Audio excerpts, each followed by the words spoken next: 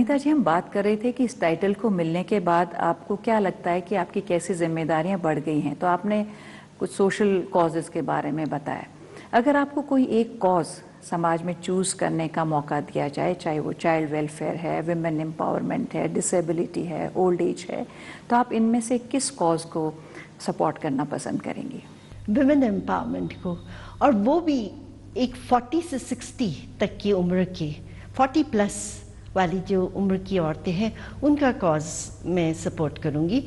मैं उनको आगे बढ़ने का प्रोत्साहन दूंगी ताकि वो अपने सपने पूरे कर सके जो वो चाहती हैं, क्योंकि इस समय में उनकी जिम्मेदारियां बहुत कम हो चुकी हैं। बच्चे अपने अपने रास्ते चले गए हैं और वो बहुत खालीपन और अकेलापन और उदासी मायूसी महसूस करती हैं, और बॉडी के उनके हार्मोन्स भी उनके साथ नहीं दे रहे होते हैं, तो उदासी और ज़्यादा होती है। ऐसे टाइम पे अगर औरत बिजी हो जाएगी अब, तो वो खुश रह सकती है और वो अपने परिवार के प्रति, अपने समाज के प्रति और देश के प्रति भी वो कंट्रीब्यूट कर सकती है। ये टाइटल आपको मिला जून के महीने में।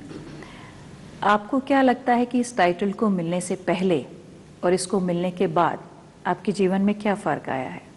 बहुत फ़र्क आया, बहुत फ़र्क आया है। बहुत अच्छा महसूस कर रही हूँ, बहुत इम्पोर्टेंट महसूस कर रही हूँ।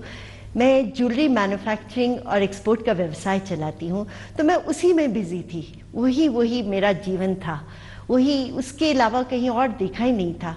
लेकिन अब तो जैसे दुनिया ही बदल गई है।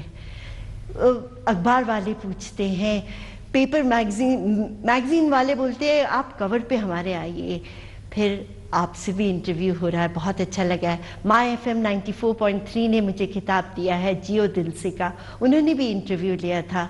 तो इस तरीके से बहुत जीवन में चहल पहल, लाइमलाइट पे आना बहुत अच्छा लग रहा है और बहुत फ़र्क महसूस कर रही हूँ, जो कि मुझे पसंद भी आ रहा है। इस खिताब के अलावा अपने किसी लाइफ चेंजिंग एक्सपीरियंस के बारे में बताइए।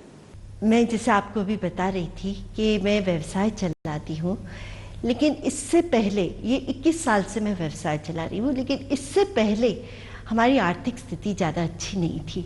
तो उस समय पे मैं अपने आप अकेले ही बाहर अब्रॉड दूसरे देश में गई।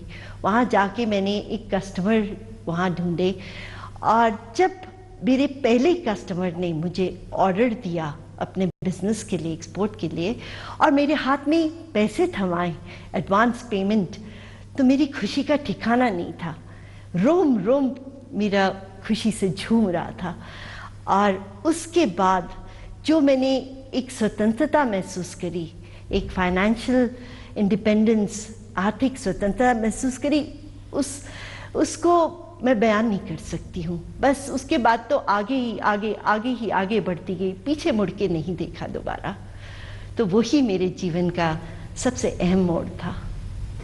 आपने बताया कि आपकी 2 शादीशुदा बेटियां हैं और ग्रैंड चिल्ड्रन भी हैं। जी। उन्होंने आपके इस एडवेंचर को, इस मिसेस राजस्थान के खिताब वाले एडवेंचर को कैसे लिया?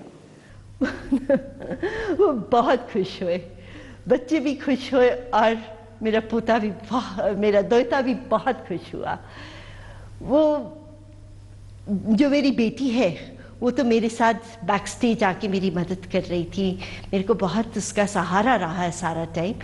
और जो दोता है वो आगे बैठ के जोर जोर से तालियां बजा रहा था, मेरी नानी, मेरी नानी। तो हर तरह से वो बहुत गर्व महसूस करते हैं कि मैं जो हूँ, आज मैंने ये चैलेंज लिया और इसको सक्सेसफुली निभाया भी और खिताब जीता है। ये वो ताज पहना है जिसको हर औरत जो कि उस मंच पे खड़ी थी, मुझसे, मेरी बेटियों की उम्र की थी, मुझसे 20-25 साल छोटी थी, वो सब इस उम्मीद में थी कि वो ही जीतेंगी। उन सबको हरा के जब आगे बढ़ी तो उसका तो एहसास ही कुछ अलग है। इस दुनिया में बहुत सारी तरह की चीज़ें हैं, आपने बताया खूबसूरती है, लेकिन एक हिस्सा है कि इसमें बहुत सारी ऐसी चीज़ें भी हैं जो नागवार हैं, जो बहुत प्लेजेंट नहीं है, खुशगवार नहीं है। तो इनमें से आप किसी भी चीज़ को अगर बदलना चाहें तो ऐसी क्या एक चीज़ है जिसको आप बदलना चाहेंगे? मेरे बहुत जी दुखता है, बहुत तकलीफ होती है जब छोटे छोटे मासूम बच्चे चौराहों पे भीख मांगते हैं, जिनको कुछ पता भी नहीं है वो क्या कर रहे हैं, क्यों कर रहे हैं। लेकिन वो वहाँ भीख मांग रहे होते हैं। तो मेरे बस में होए तो मैं किसी तरीके से इस पे रोकथाम डाल दूं, ये कभी ना होए। और दूसरा ये कहूँगी कि मैं चाहूँगी कि हर दिल में प्रेम भाव आ जाए। हर दिल जो है वो, हर ये दुर्भावनाएं जितनी होती है, वासना, द्वेष, ईर्ष्या, स्वार्थ, ये सारी भावनाओं से हट जाए। और जब प्रेम ही प्रेम होएगा दिल में, तो ये सब नेगेटिव बातें तो रहेगी ही नहीं। तो मेरा बस चले तो हर दिल में प्रेम भाव भर दूं मैं।